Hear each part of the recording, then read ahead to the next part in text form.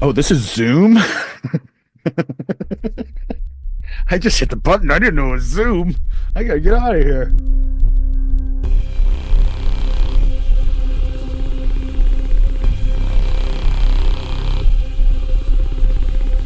Welcome to the edge of nowhere.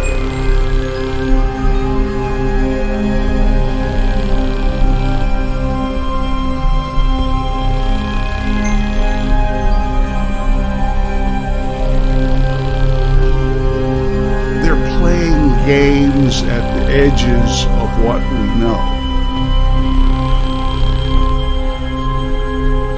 Monster Lore Tour Podcast.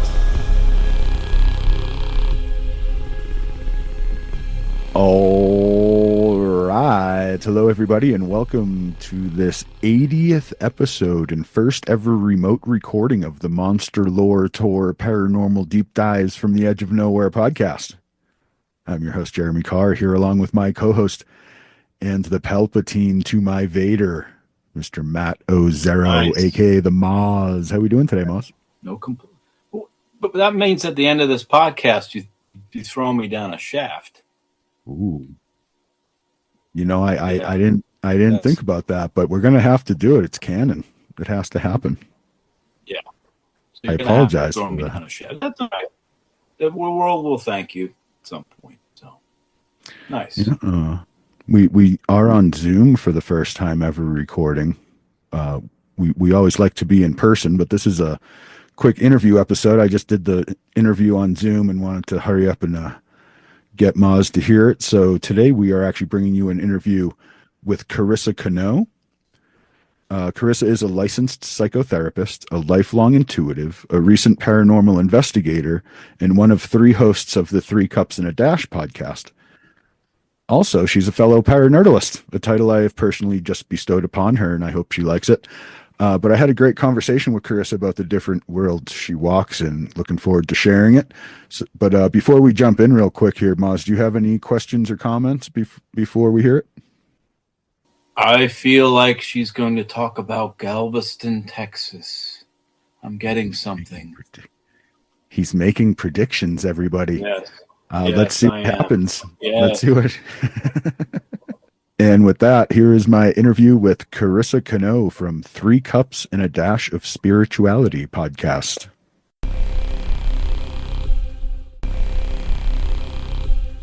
All right. Welcome, Carissa Cano, to the Monster Lore Tour. Thanks for coming on today. Hello, I'm excited to be here. So I found you through Blue Sky and your podcast, and then I saw your website. So you got a lot of stuff going on. So let's get into who you are first and what brought you to the Monster Lore Tour. Yeah. Tell us about what you do and how you got into the intuitive side of things and the clearings and everything like that. Yeah, so I do have a lot going on. I'm also an intuitive psychotherapist. I'm a supervisor. I'm working on my PhD, and I have a podcast. And the podcast was just me and two other friends getting together and chatting. And we would meet every month and chat. And so we're like, why don't we just do a podcast? And then when the year came up, we're like, wow, we're getting a good bit of following. Why don't we just increase it to 4 times a month? So that's where we're at right now.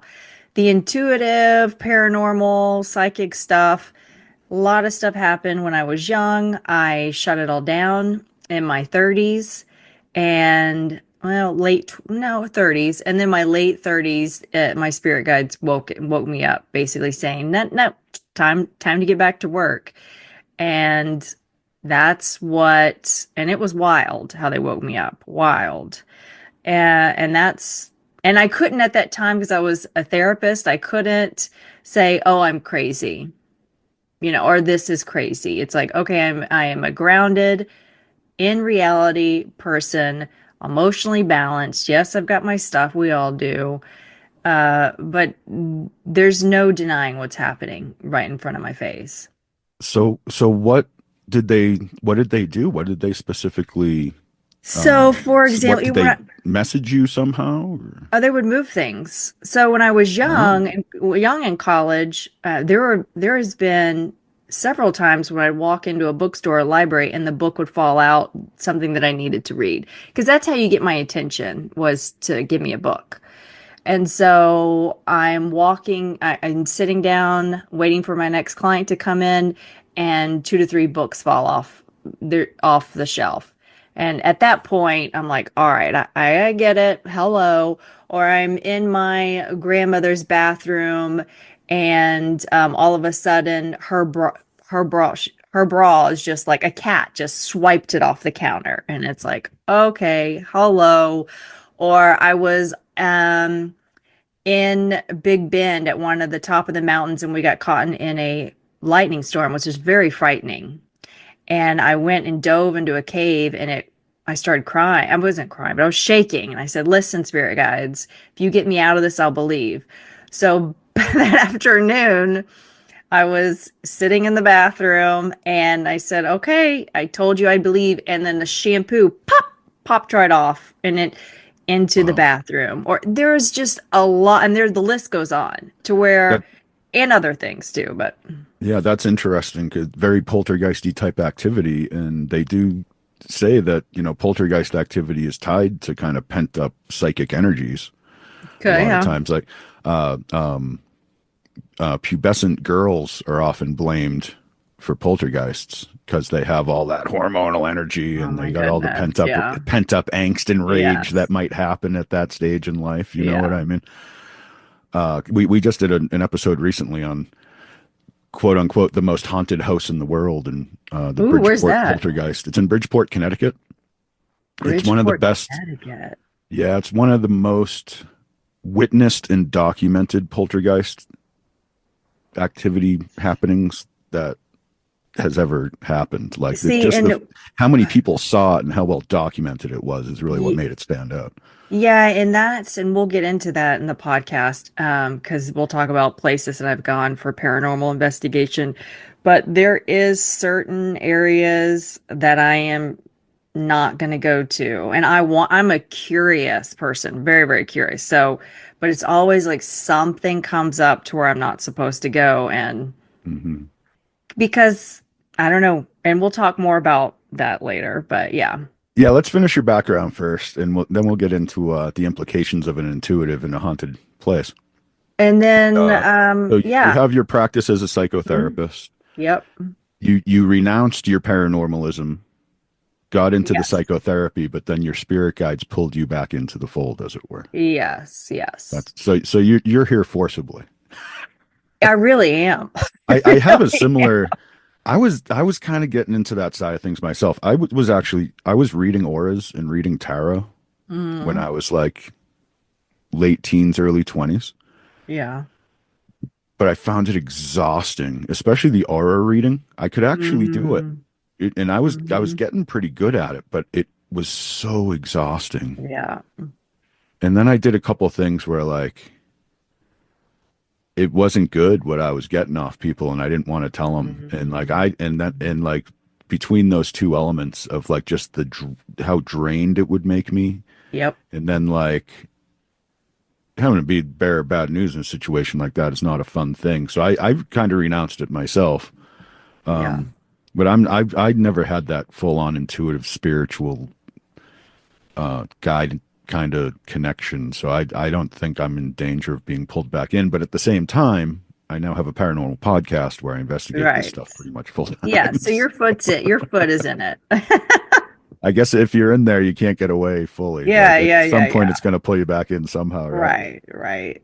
But tell me about the podcast.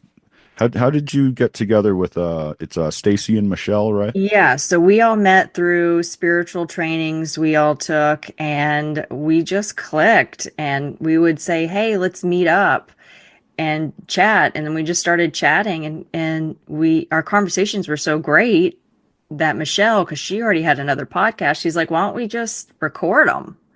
These are fun." Yeah. And a lot of it is about our experience in the psychic and paranormal world, and how we'll be learning till the day we die. And no one is sitting on top of a hill saying, I know it all. And Michelle was saying, wouldn't it be great if other people could hear this and see how there there's no end to learning. Yeah. And that was how it started. Oh, and you covered a wide range of things on I there. do.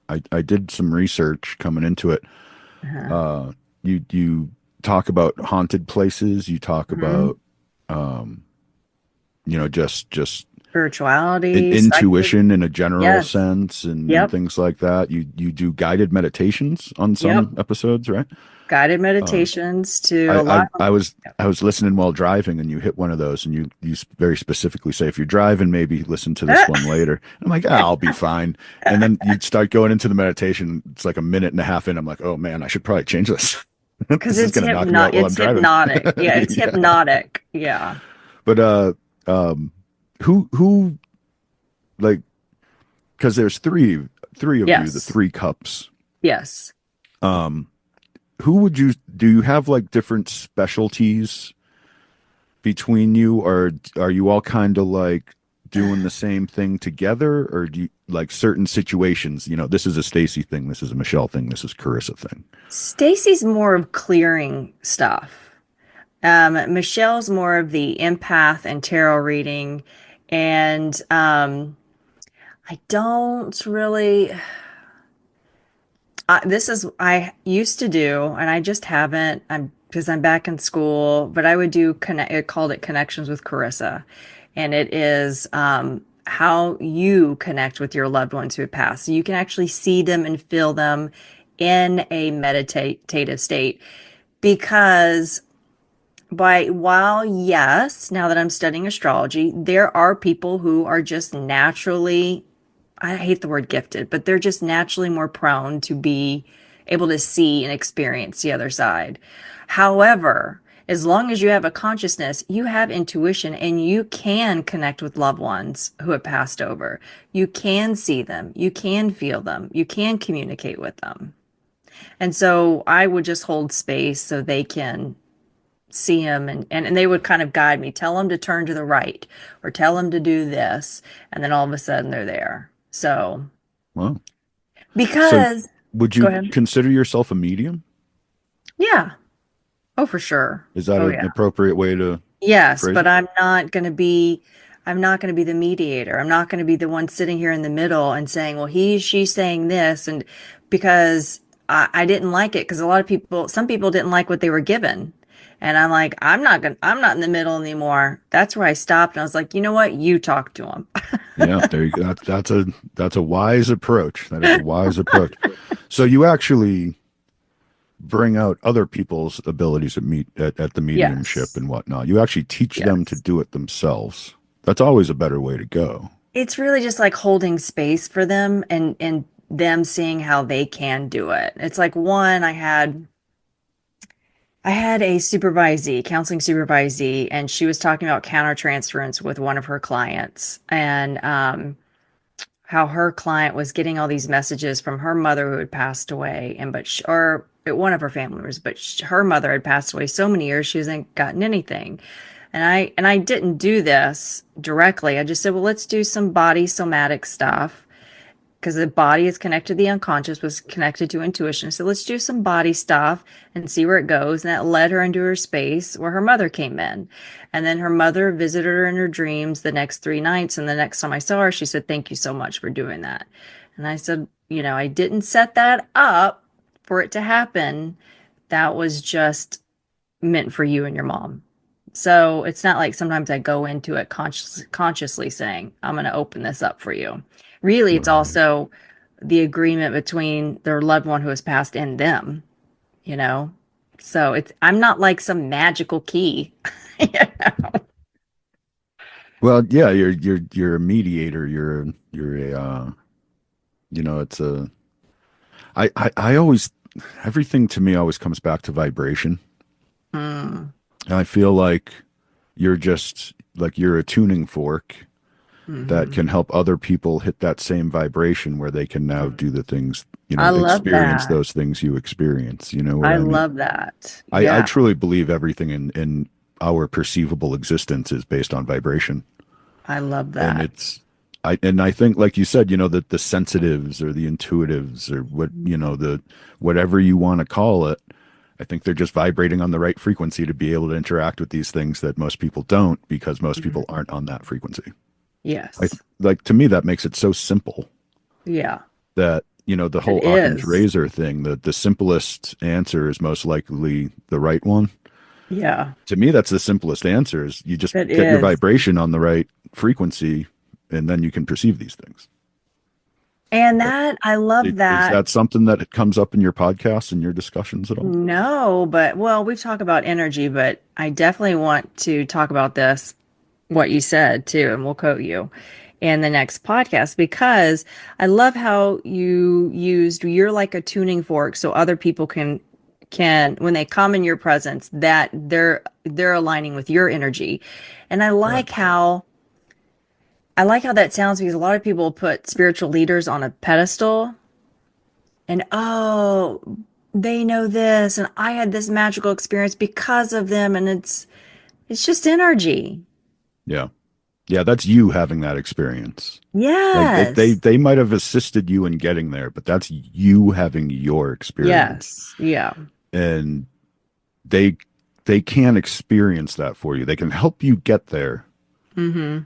Like what you do for people by the Yeah. sound of it. You know, you help Right. them get there, but they Right. have to do it. Right. You know, it's never going to happen unless they decide to do it, open themselves up to the possibility, Right. put themselves in the position to do it, and allow themselves, you know, that mental, psychological, soulful freedom to say, I'm going to do this and it's going Yeah. to really happen. Yeah. You know, I think that's where that frequency attunes, you know. Yes. I agree. Well, okay.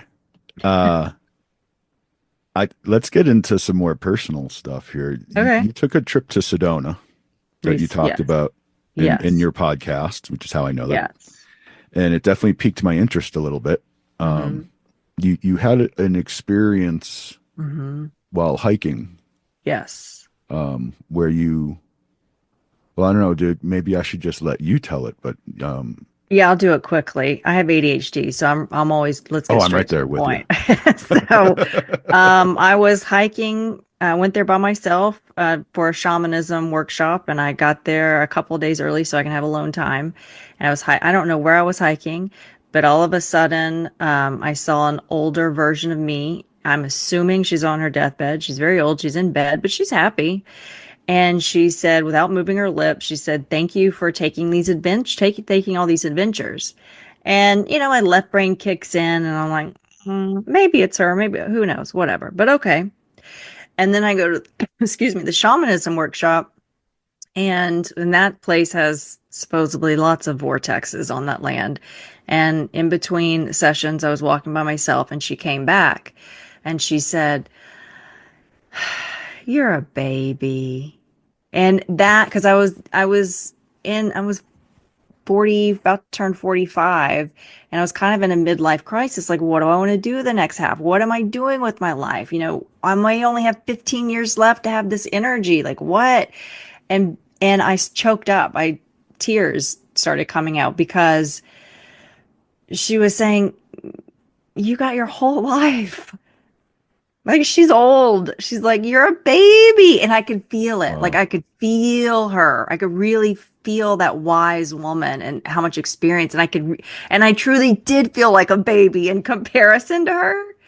So it really choked me up. You could feel where she was at maybe Yes, I and could feel her. realize that you really are only in the middle, not at the end. Yes, I could feel her point of view. Like, girl, you're a baby. And it was so comforting. That's interesting. I have a couple rivaling theories on what you Go for experienced there in my brain. it. Um, the first thing that came to mind is how they say when you're dying, your life flashes before your eyes. Oh, yeah. Was that you having your life flashing before your eyes and you stopped to talk to yourself in one of the moments you were re-experiencing? Yeah, There's a it thing. tears me up thinking That's that that's a weird. I mean, it's frightening. It's it's not that profound yet why frightening. you just said that it made me tear up. Like Yeah. that feels right. I It's didn't even almost like a think of that. time loop. Like at some Yeah. point when you become her, you're going to actually relive that moment from the other side. It's almost like a time loop thing. Hmm. If that's the case. Yeah. I don't claim to have answers. I just have a lot of theories. That's how I approach this stuff.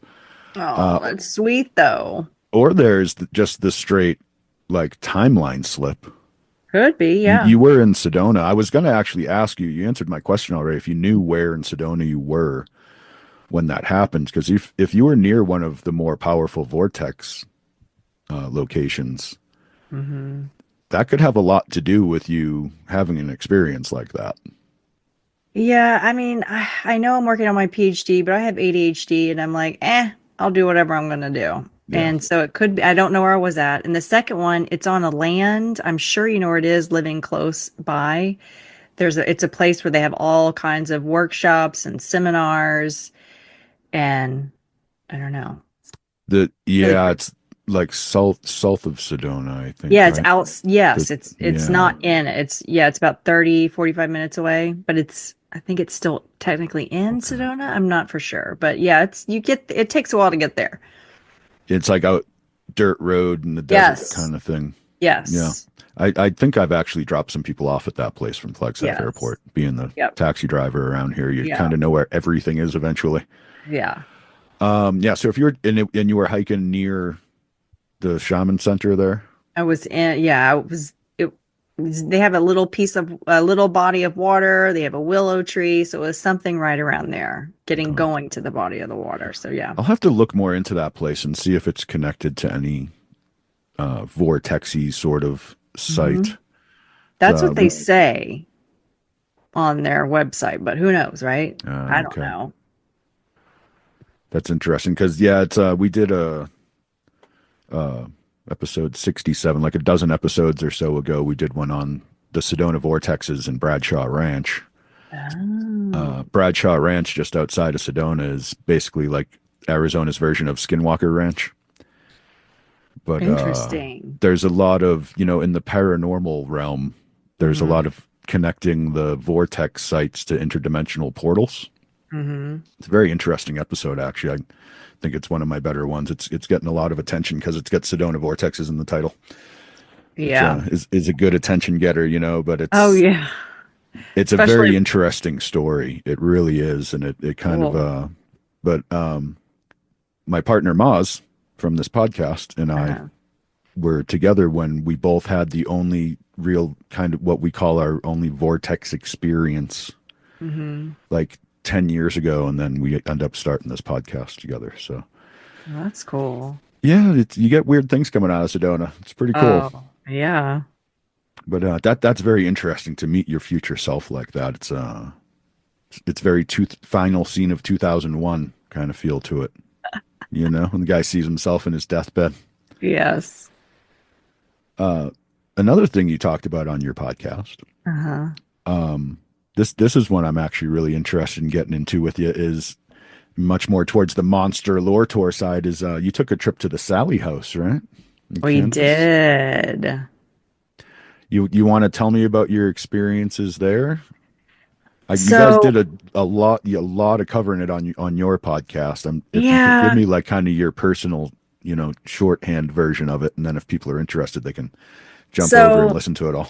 yeah, so when we went in, there was activity right away I think we went to go check it out around 3:30 or 4, whenever you can get in.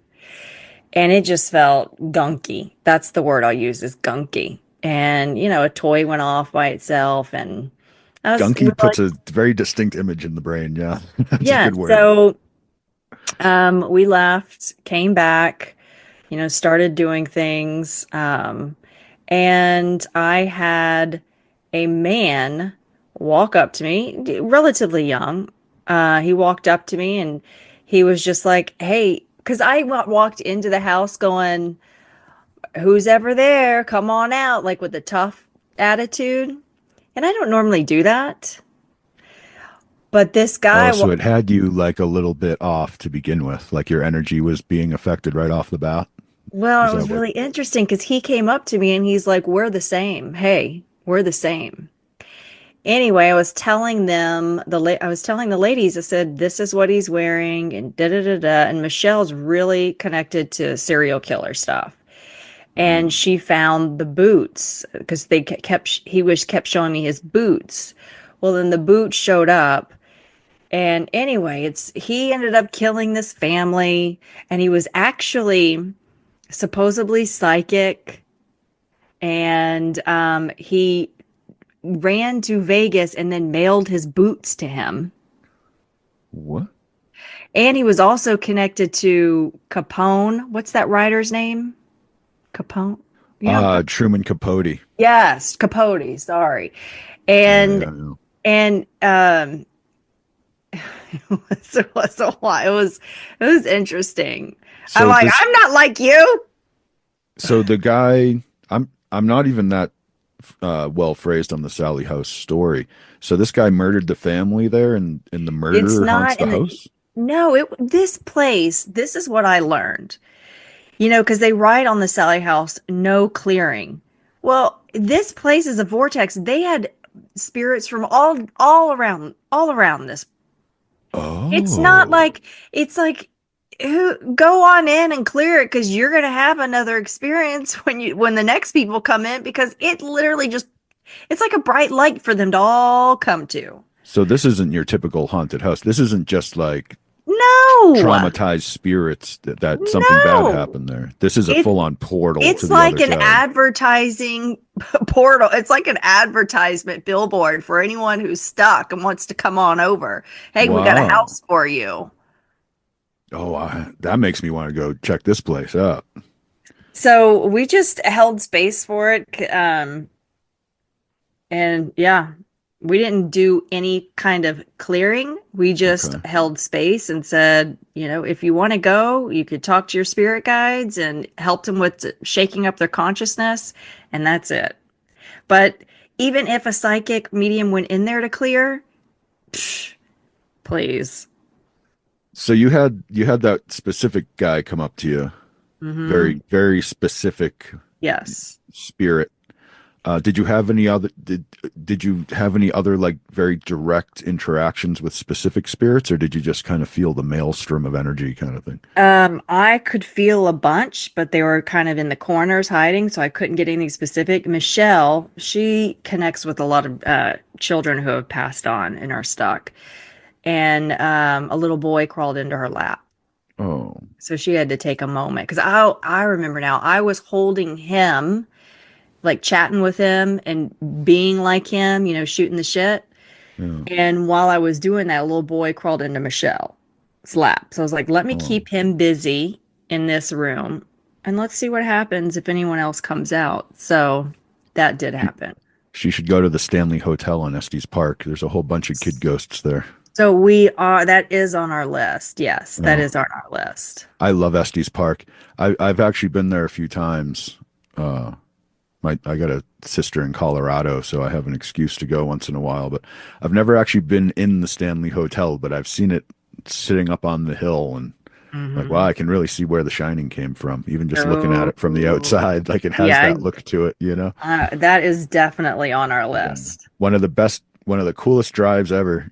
You drive up into the mountains out of Denver, and all of a sudden you come over this hill and you're looking down on this wide open valley with this big lake and this little town around it. Like it's straight Uh-huh. up like Saturday evening post cover from back in the 50s kind of Oh, postcard image. cool. That's Estes Park. Like it's one of the just most like pristine, pretty places you can see, you know what I mean? Yeah. And they have a really good brewery there, makes really good beer. Nice. All right. They Well, got a that's on our list. they got a red rum ale. They got a lot of like Shining themed names on their Hmm. beer, stuff like that. So it's but yeah, definitely hit that one up because I would actually be interested to talk to Michelle if you guys do make that trip. Okay. Because there is a floor of the Stanley Hotel that's basically like a whole bunch of kid ghosts running Oh, around, interesting. and they tend to like to connect to people. Can I I've sh heard some Go ahead. stories. Can I share a quick experience about what we learned when we went to the Galvez in Galveston? Yeah, We what is the we Galvez? Is that a hotel or something? It's a hotel, and there was a horrible storm that came into the town and wiped out thousands and thousands of people. And the whole town really honors ghosts. Like, come on in. And it's like they don't want to clear anyone. They really love their presence. Like, oh, I had That's someone walk interesting. through. And what we learned, and I did clear, I help hold space for a young Native American boy to cross over. But what we learned is that they appear differently. Like, you take a picture and then all of a sudden there's a face in the picture. And then you look at the picture and then you look at your picture. Like, they appear differently. They would, like, I set my pitcher of water down and all of a sudden the condensation went everywhere that made a perfect picture of a woman. It was very interesting. Now, one night, I woke up, my heart rate beating, and I had a sleep mask on, and I was about to go take the sleep mask off because I knew someone was standing there. And my spirit guide said, no, no, no, no. And I was like, oh, okay. And I went back, and that's very rare for me to just boom, go right back to sleep, but I did. That's a little So scary, that actually. goes, yeah, but that'll go into the like the dark paranormal if you want, because of your monster podcast later. But um, I learned that it's not ethical to walk into a place assuming you're just going to clear. You know, Yeah. Yeah. like Y- these spirits were happy. Yeah, like forcibly helping somebody against their will isn't really helping, Right. right? Is that what Yeah. you're getting at? Yeah. Yeah, and I had one lady because I have this ghost hunting app on my phone. I completely forgot it was on there because it didn't work.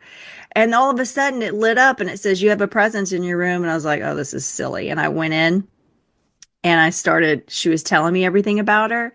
And I was like, okay, let me just connect and see if you're real. So I, got in my meditative state and connected. And oh my God, and then I looked online. Oh, because I connected and there was a big metal shap on her head.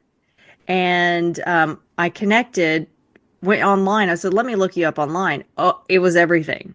And basically, she had a VIP job, no, VP job, vice president job at a corporation. She was on 12 different boards. And then the teacher said she was always there almost every day to volunteer. And when she came to me, she said, all work, no play. I'm having so much fun. And so I assumed you don't want to Wow. be in the middle. You don't want to be in this liminal space. You're not always unconscious and stuck. She's literally having fun. She was like, Yeah. I'm having fun. For the first time in her quote unquote life. Can you imagine having a full-time job, being on 12 different boards, and volunteering almost every day for like, how do you Wow. breathe? Yeah. You don't. You You just keep running. don't. You just keep going. Keep running. Yes. Yeah.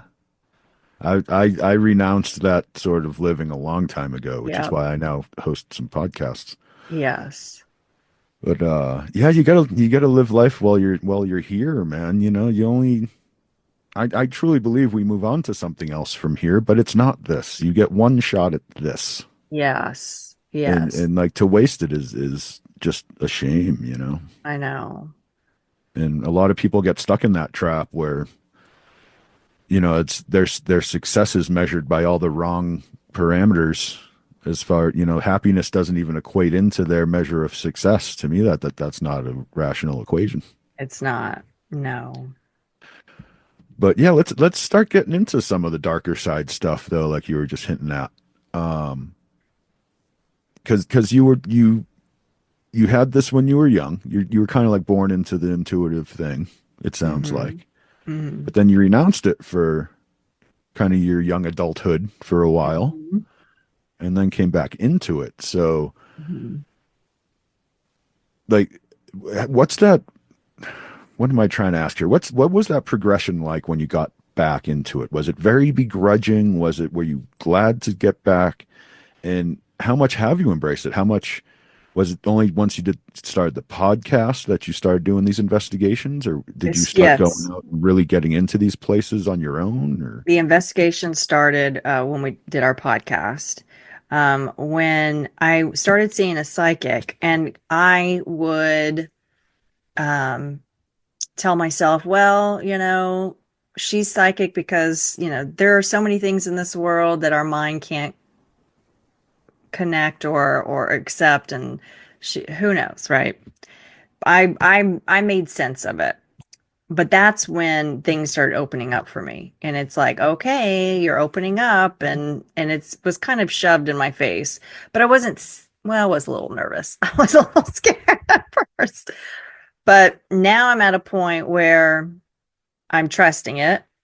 Actually, I just had something happen where they're like, you're going to start trusting even more. And it's because I am very left brain and I'm ADHD, where I go from one thing to another. And for me to sit around and meditate and be in that space is no.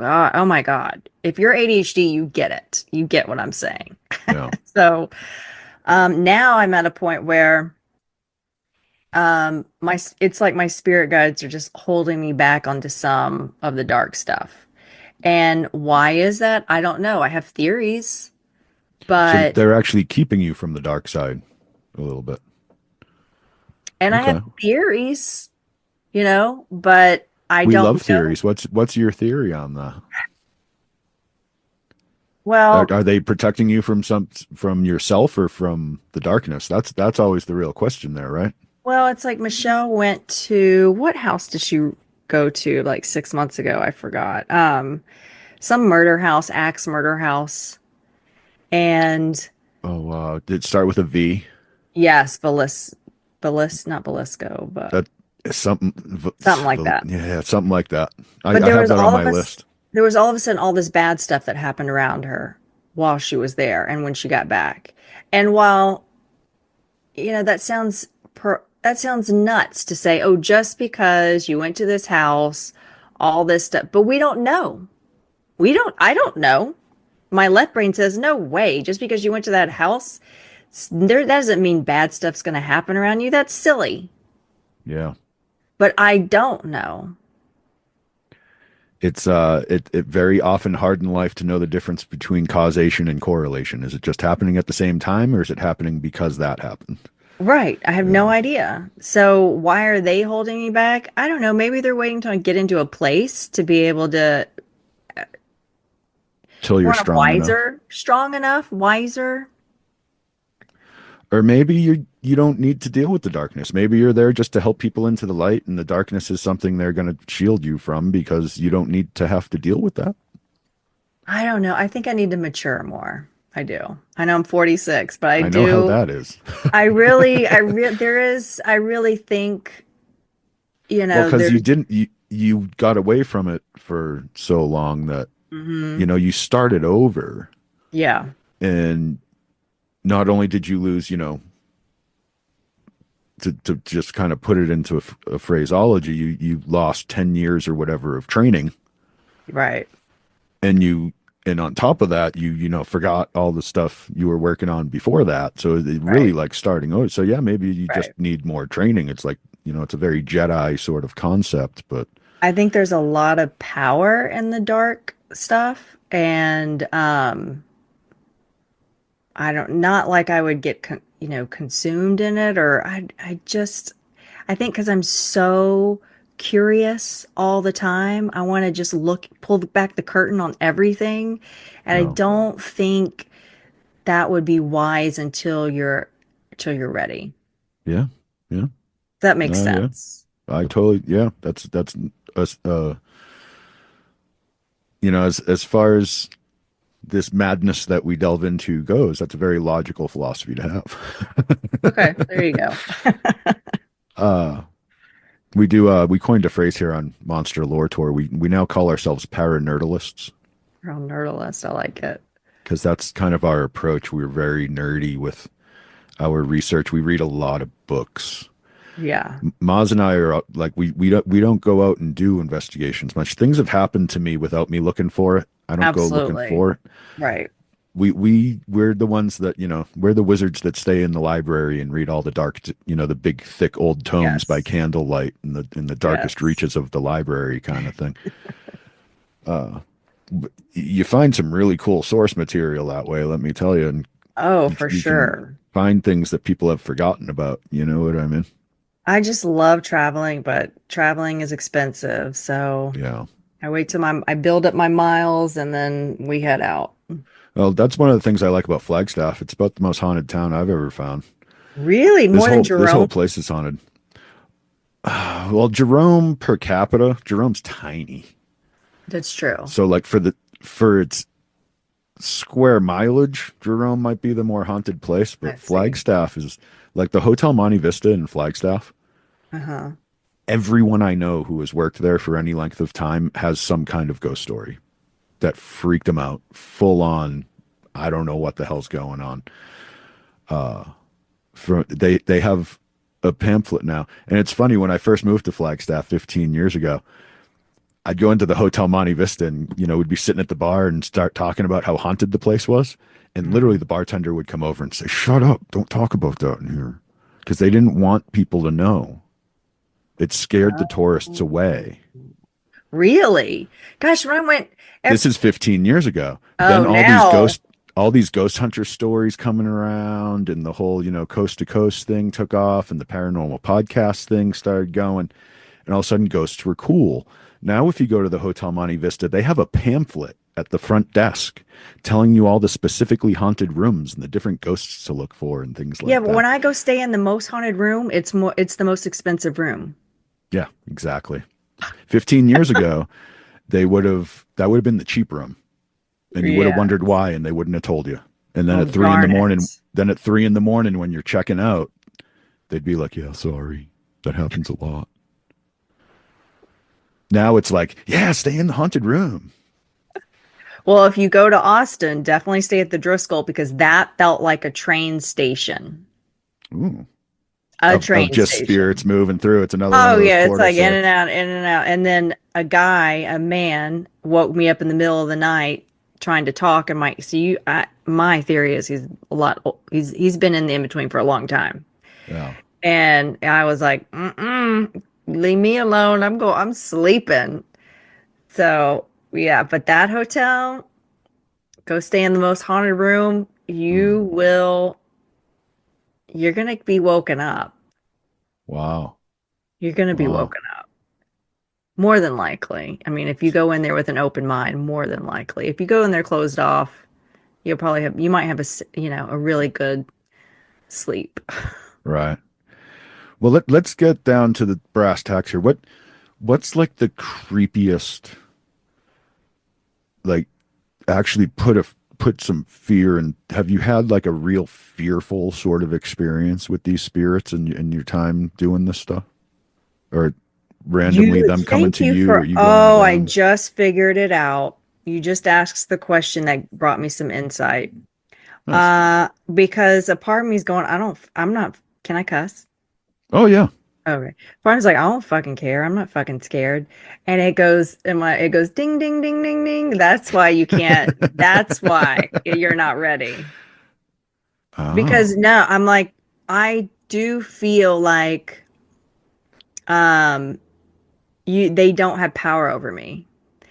And I'm thinking I'm figuring something out that going into the dark side, you have to realize you're not that powerful, which I Yeah, don't know. no one's truly impervious to the darkness. Right. But yeah, I just realized, saying I'm not fucking scared. Fuck them. That that actually would explain why your spirit guides won't let you into the dark. It really Probably. would. It would really explain that. Because they're like, she's just gonna run full on into Pazuzu, man, and he's gonna eat her soul. Like she's not ready for that. A little bit of fear could be a good thing. So what is it? Well, if nothing fearful happened, what is it that it was just the energetic drain or something that pushed you away from it to begin with? Was there something bad that So happens that pushed you away no, from it? like so the Velisca house, I think I'm saying that right, where Michelle went with a couple of ladies. For some reason, I had something already on my calendar. I couldn't go. Yeah. So, Well, I'm saying when you were younger, oh, when when I when you was like renounced younger. the whole thing, when Oh, I was walking because I was studying psychology. I was in my master's, and I was like, and I always felt presence around me, and I was like, I'm sick of this. That sounds so crazy. So I went full on in the scientific left brain way of looking at things because I was really kind of scared. there you go, just the general. creepy malaise that can come in from that Yeah. stuff lingering around you all the time. And then now that well, when I was 17, I had an experience where I went and lit a candle, went into my room, I lit a candle, and I said, you know what? This is all bullshit. I am not going to believe all of this religion and God and all this stuff. Like, this is dumb. It really is. Like, this is mythology. I can't do it. And I said, so if you're real, show me. And in that moment, I became still like a statue. The candlelight became still. And I felt the most powerful love I've ever felt, ever. And tears started rolling down my face. And this is probably 4 seconds, but well, the way I'm talking, it was like 30 seconds, right? Because it was so powerful. Um, Well, and that almost sounds like time stopped. And I said, yeah. And I said, okay, I got it. I'll believe. I got it. And I know what it feels like when we pass. I know what it feels like. So that fear is the only thing that scares me is the transition part. You know, the last days on your deathbed where you're thinking and thinking and thinking. That's the scary part. Yeah. But the other side, oh, it's amazing. Well, just remember when you get to that scary part, you're going to get to go meet yourself on the trail in Sedona, That's true. which is That's pretty true. cool. That is cool. pretty cool. Yeah. And you're right. It's I kind of came to that same level of realization about death a long time ago, where I see it as it's going to be like jumping into cold water, you know? It's going to be very shocking. And It feels so good, it's though. but once you get over that shock, Yeah. it's Yes. you relax into it, and then you're just Yes. swimming. Then you're just swimming around. Yes. You know what I mean? That's You just got to get exactly used it. to the water, and then you're fine. You know what I mean? Yes. Yes. So back to anything really, really scary, dark. That one time when I was in the Galvez, I don't know what that was, but strangely enough, I was able to go straight back asleep. I think I had assistance get to sleep. There's no way you can put me. I struggle. If I wake up in the middle of the night, I struggle getting back to sleep. So that's why sleep is important to me. When I do these paranormal investigations, I'm done by 12:30. And I know a lot of people stay up till 2 to 3. I am done by 12:30. So for me to go back asleep when something is in the room that made my heart rate, I mean, think about it just scientifically. You're not sick, nothing, and all of a sudden your heart is just pounding out of your chest and you're not having a bad dream. How does that make sense? Yeah, something just affected your energy in some way. And immediately take my eye mask off, my spirit goes, no, no, no, no, no, no, go to sleep. Go to sleep. It's almost like an instinctual prey reaction where all of a sudden you can, Yes. you just sense the predator with Yes. that, non-physical sense that we have. You're like, "Ooh, there's something bad here." And your heart Yes. starts racing a little bit. Yes. Yeah. That's the darkness creeping in, and your spirit guide wouldn't let it at you. That's Probably actually pretty not. cool. Well, go ahead. You know the identities of your guides? I have met one once, and one came to me the other day and was like, "You need to trust these images." And I was like, "But they're not making sense." And then I told you I went to the ER recently, and on the way to the ER, said, because I really thought it was a heart attack. It ended up being pleurisy because it's like the heart was being squeezed. It's the Yeah. inflammation of the lungs squeezes the heart. Ugh. And on the way to the ER, I said, "I promise I'll believe if if you if it's not a heart attack. I'll believe this time." Yeah. And on the way back from the ER, I totally forgot I said that. And all of a sudden, my husband, and this has happened 3 or 4 times, my husband's phone started playing rap music, and he despises rap music. There's no way there would ever be rap music on his phone. Yeah, it's not And like something just started playing that he was playing before, kind of thing. No, and he freaked out. He freaks out with that stuff. And he freaked out. I was like, "What? I don't know." And I knew. I was like, "Oh, there's my guides." So I was like, "Here, hand me your phone. I'll turn it off." And I had to look at the title, and the title was Truth. Oh, they're calling you out. They're totally They're like, we're going to hold you to that. So I trust. I believe. So I'm Oh, listening. well. Do you feel like maybe that hiatus where you trained in psychology and stuff, which in its What? way is connected to this, do you Yes, it think that was was maybe important. part of your path without you, like you thought you got off the path, but you were really Yes, just still following it? I do because now I'm in this space in a grounded reality kind of place.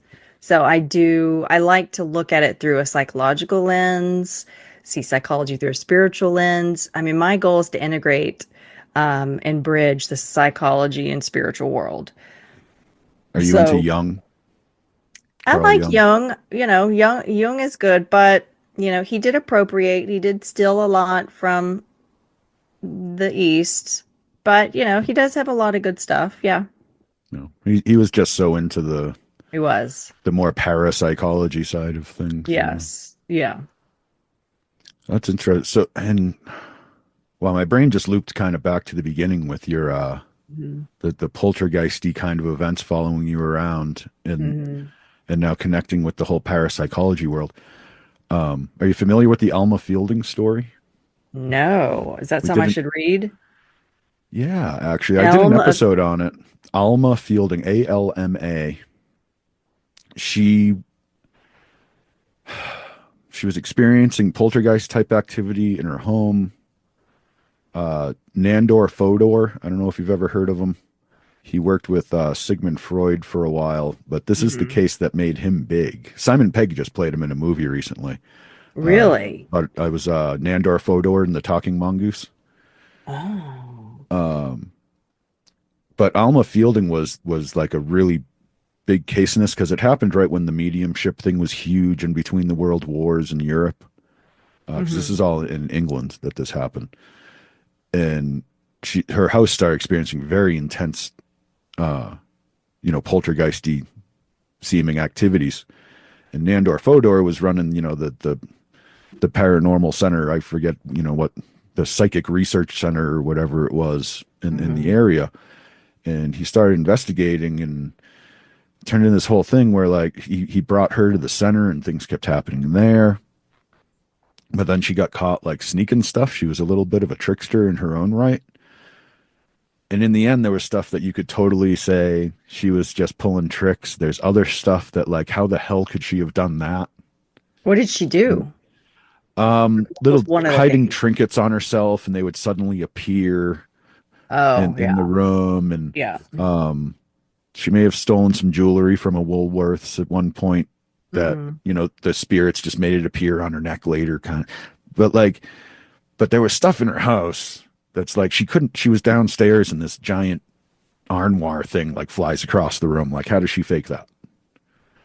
But then there's stuff later on that like she kind of obviously faked. Almost Oh, seems like there was a combination of a thing.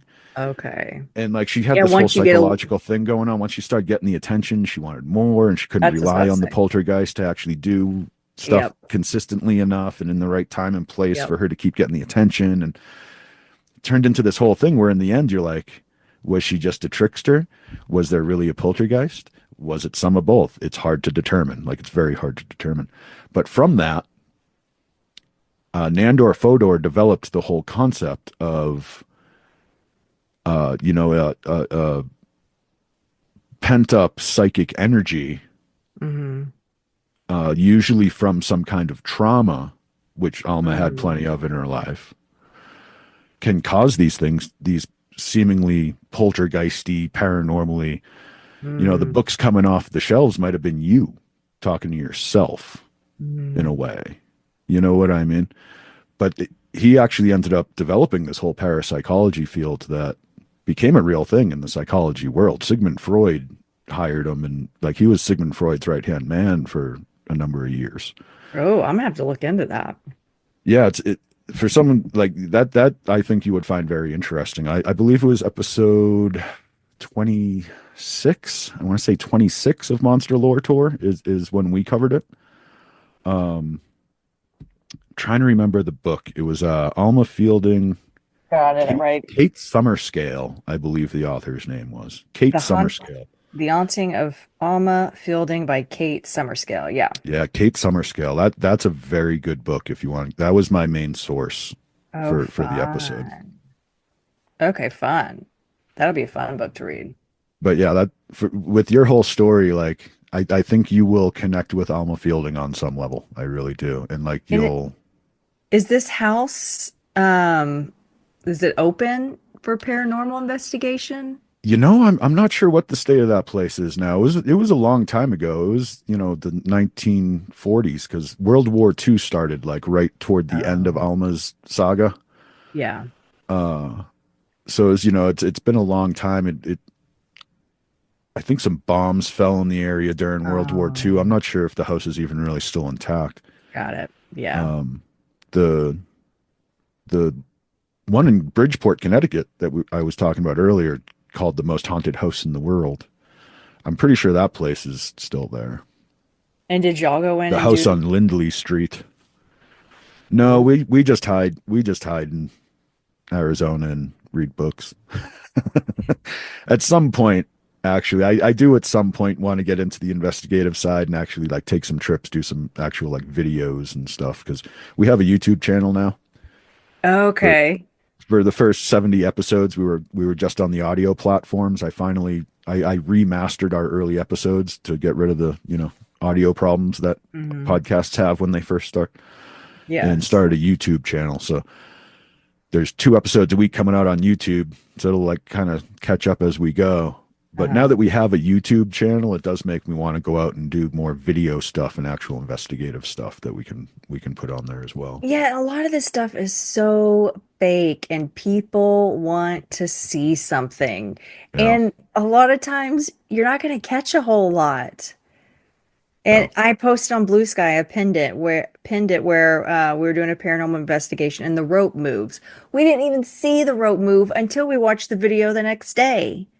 yep, yep, And it's some of this stuff is so small and like anyway.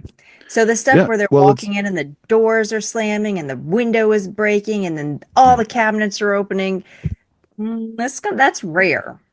yeah. That's very rare. It's very rare. I'm not. I don't want to say it doesn't happen, but yeah, Oh, it's it it's happens. Oh, and it you can. happens. I mean, and you're an intuitive. It's some people start telling a story and you're like, no. Hmm. Like Hmm. you can just tell they're Yes. no. And then other Yes. people start telling a story and you're like, man, I don't know if it really happened or not, but they truly believe what they are telling me right Yeah. now. Oh, And for those sure. are the people I really tend to believe the story. And Yes. I've had weird enough stuff happen to me that I can't just offhandedly discredit anybody on anything. Yeah. Like I've told some of my stories on the podcast here that they're just as crazy as any story I've heard from anyone Hmm. else, and it happened. I It saw it. does. It I happened. know. Yeah. So that's why I'm not a huge true believer. I as deep into this stuff as I am, I still have a problem with the people who are like, I have answers. Like, no, you Right. don't. No, We you we just all don't. have questions. We all have Ex theories. I'm, exactly. I'm totally open to listening to your theories because maybe if we put our theories together, we'll come up with one better theory. And Exactly. that might actually end up leading to some kind of answer eventually. Yes, Like these people who are exactly. like, I talked to the aliens and I know their plan. No, you didn't. Yes. Yeah, no, you didn't. I know. I know. Like It's so some aliens funny. came and did some weird shit to me that I don't understand. That Yeah. I believe. But like Yes. I talked to them and they told me their plan. It's like, not really. Like Yeah. you might have gotten some kind of message through them or something, but you probably don't really understand what they told you.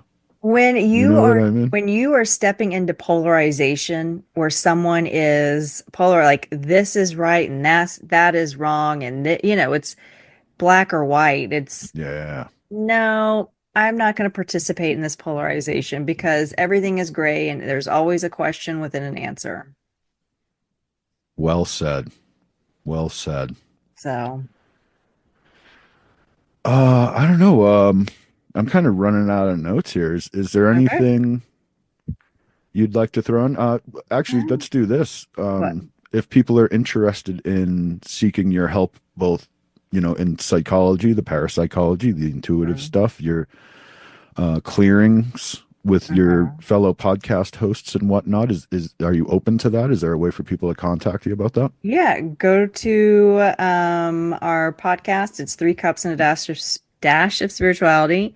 You can reach out to me for intuitive connections 7 at gmail.com if you're wanting to do some spiritual stuff. We can do that. Um, I don't want you going through my website unless you want therapy, right? There's board rules. You got to follow the board Right. rules. So you can reach out to my That's the email. real like therapy stuff on the Yes. website. For the more Yes. paranormally stuff, you go to the podcast. Yes, correct. Okay. And you email me intuitiveconnections7 at gmail.com if you want the paranormal spiritual stuff. But There you I'm go. also here as a therapist to help you work through things and open up your intuition to have clarity. So you go to my website, into ATX, I live in Austin, intuitiveconnections.com. Oh yeah, that was one more thing. If you have Mm-hmm. time, one more question for Mm-hmm. you. Uh intuition part, you on your website, your very Uh-huh. official Yes. psychotherapist Therapist. website, Mhm. you talk about enhancing people's intuition, bringing out their intuition, teaching them how Yes. to access and use their intuition. Does your more psychic, intuitive, ghost huntery kind of side Come out. come Yes. come come into play Yeah, with but I that? don't, And I what don't. is the approach? Like, how do you get people to open up their intuition that way? So it is a mixture of talk therapy, psychoanalysis, but we go into a deeper state somatically and through inner child work. And in that space, I have them in a hypnotic state. And that is cutting off their left brain, not cutting it off, but putting it to sleep, putting it to bed. And then they're in their right brain, their body in that unconscious intuitive space, right? It's like here's our physical body, and we have a bridge connects our physical body to the other side. And so when I just call it somatic, where what I tell them is we are integrating the right and left brain because that fosters, healing. We can't just do left talk. We can't just do right feely. And so that helps with it because there's peer-reviewed studies on intuition. But what I'm really doing also is I'm putting them in a hypnotic state so their spirit guides and loved one can communicate with them in a way that there may not be directly like, oh, that's my mom or that's my spirit guide, but they are getting in touch with that type of intuitive wisdom. But I don't market it that way because that's Yeah, and you scary, can if and you and like you can't. said, there's a certifying board behind all that. You And can't come out with talking like that. I didn't know what I was doing. Like when I was in my atheist stage, I had a woman come in and we were doing I was doing guided imagery, and all of a sudden she started breathing rapidly and tears flowing out her eyes. And I said, are you checking in? How are you doing? And she goes, I see blue angel wings and it just feels so warm and so good. And I said, is it okay to stay here? It's like, yes. And then, we stayed with her a little bit longer and she got what she needed. And when she came out, we were talking and she goes, oh, I didn't know you do Reiki. And I'm thinking, what's Reiki? So I didn't know what I was doing. Yeah, If that makes you kind of sense. you slipped into it a little bit. Yeah. Yeah, and that can happen. I mean, you can So find things like that from other angles that, you put these other pieces together and it leads to this thing that people already had and you just didn't know you were going there. and it's also with your analogy of the fine tooth vibration. Hmm. Um, when they come in session with me, I'm also unconsciously talking to my spirit guides and their spirit guides saying, work with us, work with us, work with us, Yeah. and sometimes consciously. So that answers my earlier question actually more deeply in that you really have been on your path the whole time. Yeah, that's Because true. that Yeah, schooling and the renouncing of the true, odd for a while to get that training to be true. able to use that as a tool along with your mediumship. Yeah, well, I've gained a lot of insight on this podcast about myself. Good. I'm glad I could help. That's what we're here for. Yeah, but yeah, I'll leave it at that. We're about an hour in now. So is Yes. there anything else you'd like to throw out there to our listeners or anything? For everyone, be open, be curious, but also look at it from different angles. Try not to just see so black and white. It's so important to have critical thinking about everything in this world. Please have critical thinking. That's a wonderful message. Thanks for coming in, Carissa. Really appreciate Thank it. you. Thank you for having me.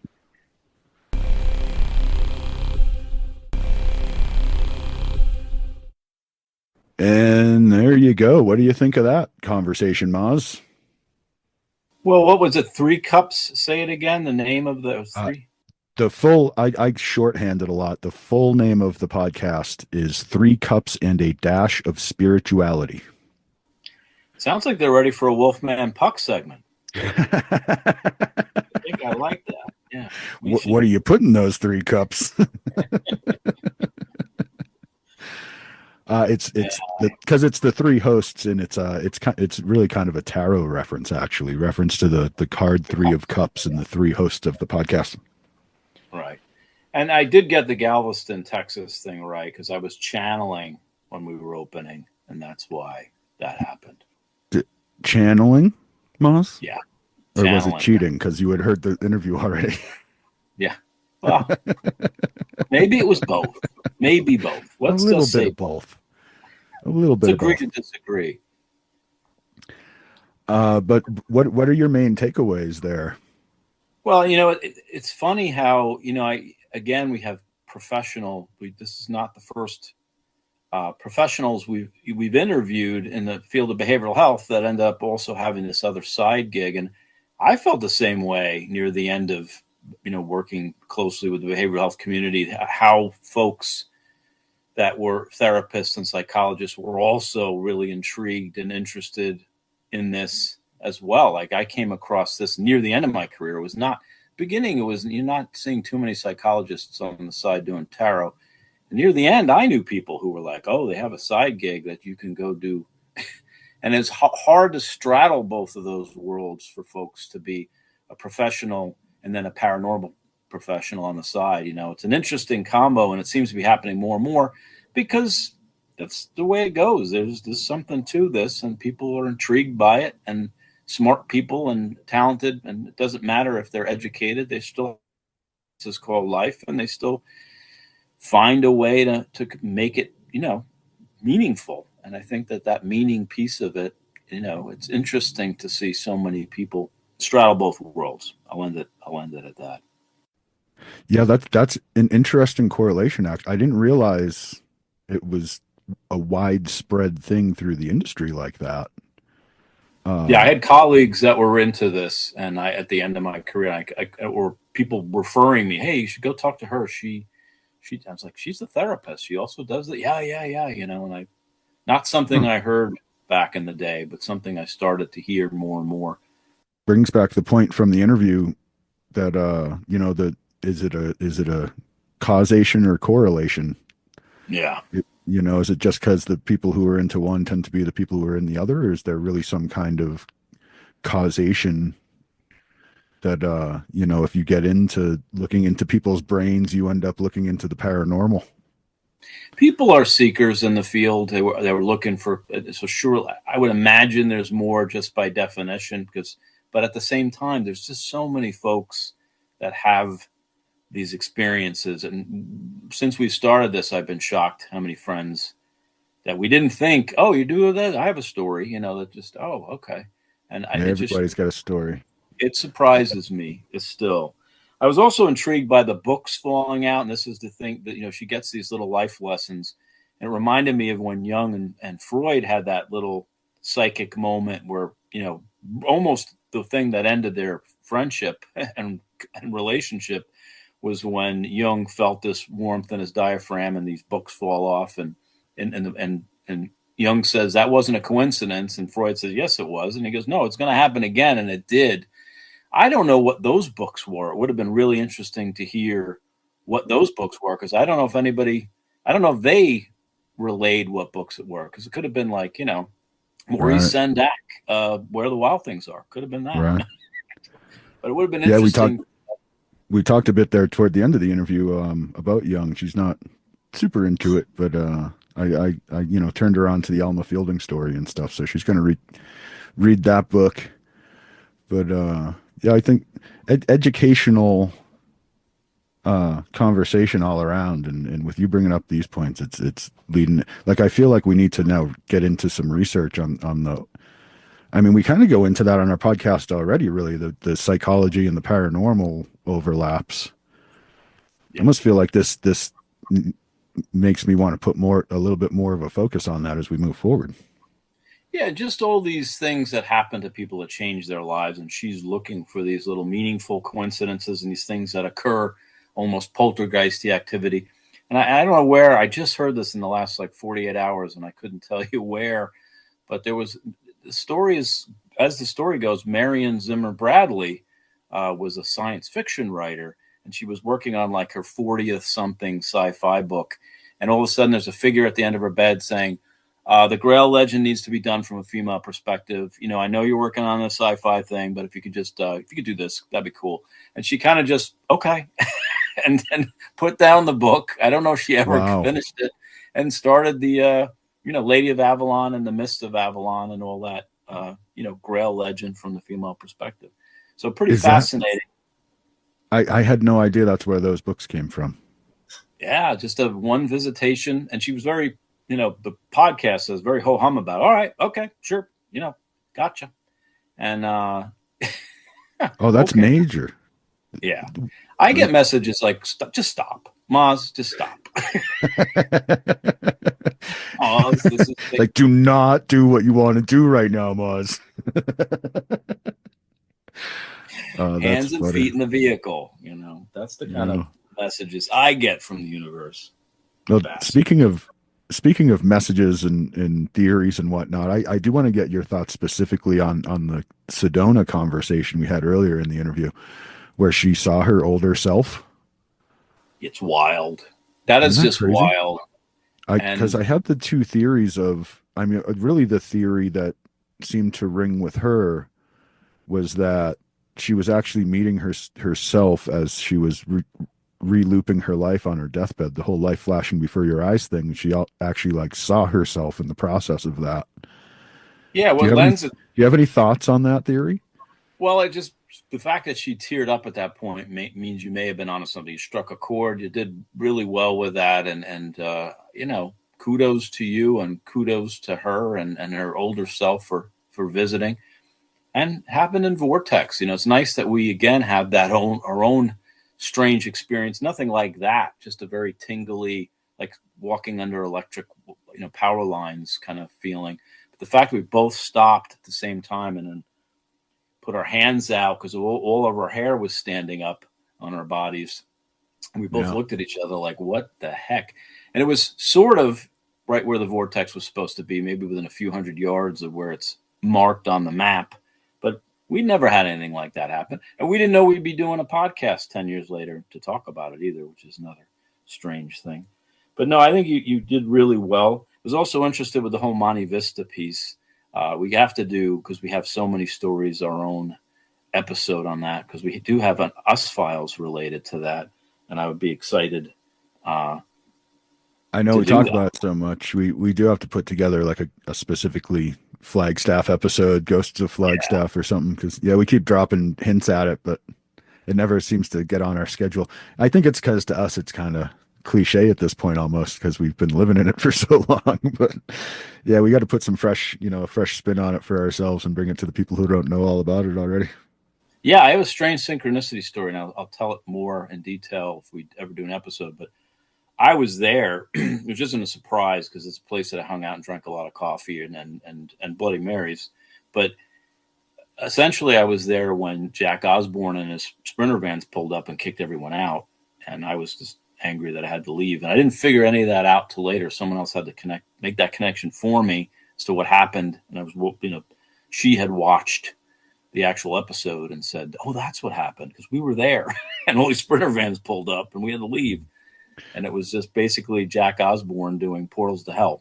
He literally booked out the entire hotel for the night and shut down the bars and everything. And there were a lot of upset people that night that we couldn't go to the Monte Vista bars, man. We didn't have to go I got upstairs. mine in. You got to start at 8 a.m., man. Yeah, that's why you start early, right? You learned that lesson early in this town. You got to start drinking when the sun's still up, at least. Yep, I'm ahead of you, Jack. It's all about starting at brunch. Exactly. And it sounds like with her love piece of it, she's made that journey from hate to love, and we're in that process. But she sounds like she doesn't come from a place of fear, and she comes from a place of love. And I always think back to those professionals and someday having a referral system for folks. If you're having a problem with this, you go here. If you have a problem with this, you go here. And I don't, I'm finding more and more why we don't do that as groups. And it's basically because, I'm reading this book on The Trickster and the Paranormal by George Hansen. And basically because all the people involved are so anti-structural, they're not really about doing this kind of organizational piece. We leave that for real society because we're fringe and paranerdalists and doing our own thing.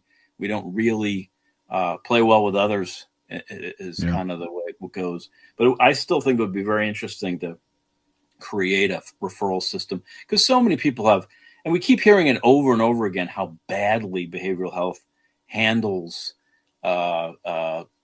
mystical experiences and folks that are about to have kind of a shamanic or some kind of an emergence.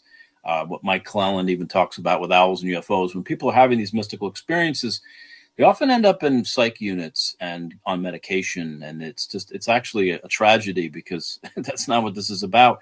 And we're going to be doing a Wetico episode. And the same thing happened actually to Paul Leavy when he, had his, he knew he wasn't sick. He was just very excited, but it got kind of translated by the people around him. He was having a psychotic break and he ended up on a unit and they were trying to give medications. And, there's a place for that, obviously. But there's not a place for it when you're just making that next step up the chakra alert system. And I think we're really bad at that as a society. And, Maslow tried to look at the positive side of it, which is so rare that some of the humanists did. But we need to take it a step further. And if you're having some kind of mystical experiences, we need to make the right connections and the right referrals and bust those people out of the psych wards, basically. They don't need Halidol and Thorazine and benzodiazepines. I mean, I could use that, but they shouldn't do that. My problems are different. Yeah.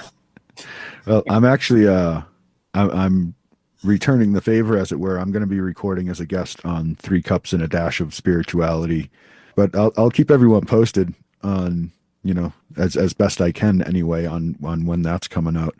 And yeah, Maz, we'll have to have a little brain session after this and make sure I hit any main points that you want me to make while I'm on there as well. Yeah, I think that's a really it's kind of a freaky synchronicity that you're going to be on their podcast. What are the chances? I know. How did that happen? How did that? And so soon after they were on ours. Yeah, that's very Jungian. Well, welcome to the potosphere, my friend. Well, hopefully it's tomorrow. It's I finally got Maz on the Zoom, everybody. That's an accomplishment to get a technophobic hermit on Zoom to record. It only took me like almost 2 years. Oh, we're on Zoom? Oh, I'm out. Dude, I'm out. Ah, damn it. And there he goes. Yep. I tried. But I don't know. There's 3 hosts of that podcast and 2 hosts of this podcast. Maybe at some point we'll have like a Brady Bunch Zoom with all 5 of us and really hash some stuff out. That could be interesting. But yeah, I don't know. So let's I think that's a good way to wrap it up here. If you liked the conversation with Carissa, make sure to check out her podcast, 3 Cups and a Dash of Spirituality, on whatever your favorite platform is. But before you go there, please take a moment to hit all the happy fun buttons here, the likes and subscribes and shares and whatnot. Always appreciate that. Thank you for that. You can also check us out at patreon.com/monsterlore tour, where you can get early access to all our stuff for just $1 a month. Every dollar helps to, keep this whole thing going. We really appreciate every last one of those dollars. So thank you all too. Thank you. Anything to add or subvert before we go, Moss? Oh, that's right. And Maz is once again a technophobic hermit. Until the next time, everybody, to all our fellow paranerdalists out there, resist the dark side and have a good one.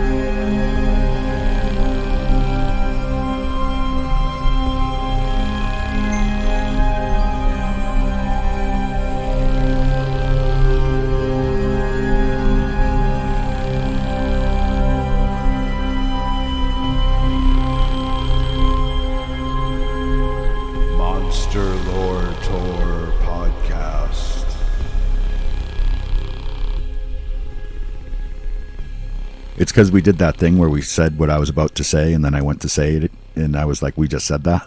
This has been a Shut Up production. Shut up!